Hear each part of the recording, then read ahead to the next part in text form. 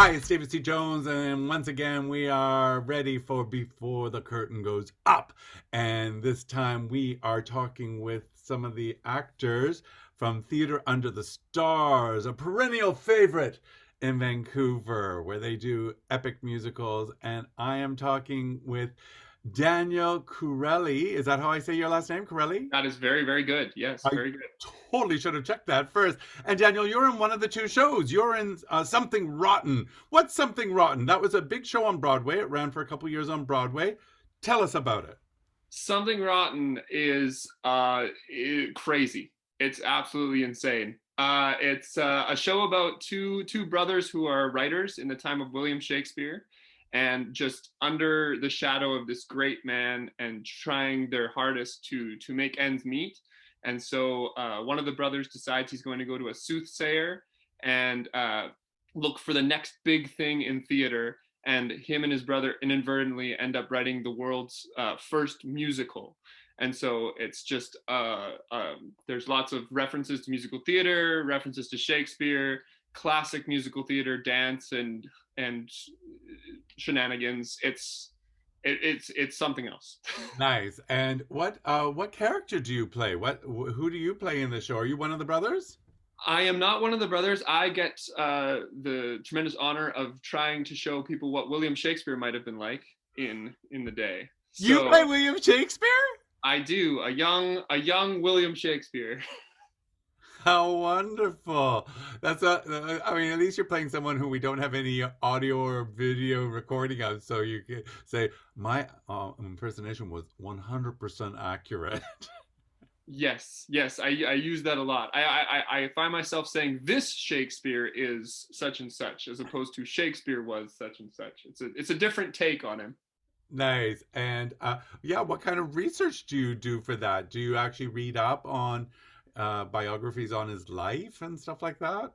Yeah, did a little bit of preliminary research about Shakespeare, and then got handed the script and realized that we're not necessarily being historically accurate.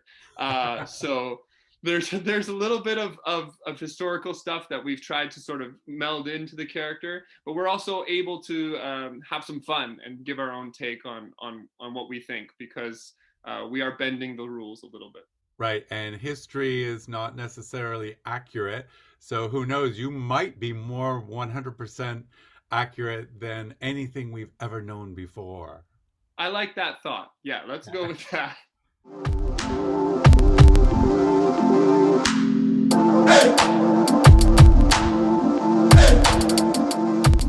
Explain a little bit what if because if there's someone watching this who's never been to Theater Under the Stars, you're literally under the stars, but it's the audience who's under the stars. You're under a bit of a roof. Explain what would happen if we were to go to see a show at Theater Under the Stars. Absolutely, that's correct. So the Malkin Bowl in Stanley Park is a heritage site, and the bowl itself is covered except for the apron of the stage. So we do get to go outside, sort of a little bit, but the audience is out in a field just outside the bowl. It's all set up and gated in. They've got light towers. It's a wonderful setup. If you go there in the winter, it's completely empty. So I know for a fact that last week the team at Theatre Under the Stars worked very, very hard to get all the chairs set up and everything ready to go. It is a beautiful, beautiful spot. It's surrounded by trees. The moon's usually just over the back of the stage, so if you look up, you can usually see it. Just a gorgeous setting for theater, and wonderful. Yeah. And when the show starts, you're lit by the sun, even though there is lighting on you, but it's mostly by the sun. And as it goes down, the lighting design kicks in as the sun goes down, I should say. And also, the other thing I remember about the venue is you see birds and butterflies and stuff like that flying around in Act One. In Act Two, you sometimes see bats, right? Yes, bats and the occasional firefly looking bug will fly through, especially when they fly right through the spotlights. Those are my favorite. Right. A firefly looking bug. Are you saying that this is a bug that's pretending to be a firefly? I haven't gotten close enough to the bug to determine whether or not it is a firefly. I call it a firefly because it lights up. So I'm no animal expert, but I'm going to go with that. Or bug expert in this case. And the other thing that's really important about Theater on the Stars is it's good to bring blankets or layers, particularly, well, you don't open till July, so hopefully the weather will turn by that point. But yeah, it does, even if it's a nice day, because you're sitting in a chair, you do start to get chilled just because you're not moving around and keeping your blood flowing. You're just sitting and enjoying. What's your favorite part of the show? You've been rehearsing for a while because this is a community company with a mix of professionals and amateurs, or not amateurs, that's the worst word in the world, up and coming.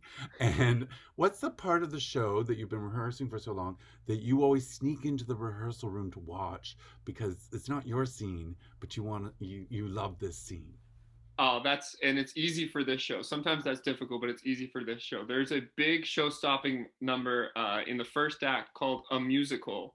And essentially, this is where our soothsayer gets the vision of musical theater and what it will be like. So it is a giant standard musical theater number with references to all sorts of old-timey musicals. You find it in the lyrics, you find it in the orchestration, you find it in the dancing that our choreographer Nicole Spinola has put together, and it's hilarious and it's nostalgic and it's big and it's just so much fun to watch. Even before we had costumes, lights, set pieces, I would go in even when they were learning it just to see what they were going to throw in at us. It was amazing, and it is how amazing. they were going to build it. How wonderful. Okay, this sounds like an epically funny show. A physical comedy. Physical comedy, wordplay, a little bit of references. If you're a fan of Shakespeare, there's some jokes that you'll get that others might not. If you're a fan of musical theater, there's some jokes you'll get that others might not. And if you're just a fan of watching something funny, there's lots for everyone. It's a mix of a lot of things. Nice. We need a laugh these days, don't we? So that's great. All right, Daniel, this is your chance to pitch the show.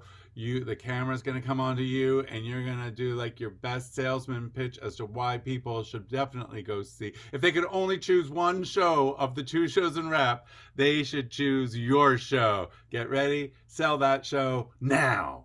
Cool. That is good. Something Rotten is amazing. It's a love letter to musical theater. It's a farce and it's crazy, but it really comes down to this one Shakespeare quote, "To thine own self be true." So there's a lot of heart in this show mixed in with the laughs and with the funny. And it's just got everything that you could ever dream of. So if you got a blanket and some bug spray, you come out and spend the evening with us, and we'll make you laugh, but also think a little bit. I love that you put the caveat in there of the if you have a blanket and some bug spray. Wonderful. Well, Daniel, I can't wait to see it. Is there anything else we need to know before we wrap up? We start previews on July the 2nd. We open officially on July the 7th. We run odd days in July and even days in August, right up until almost the end of the month, in rep with We Will Rock You at the Malkin Bowl. It's a great experience, and if you haven't tried it, you really should. Nice. Thank you, Daniel. It's a pleasure chatting with you.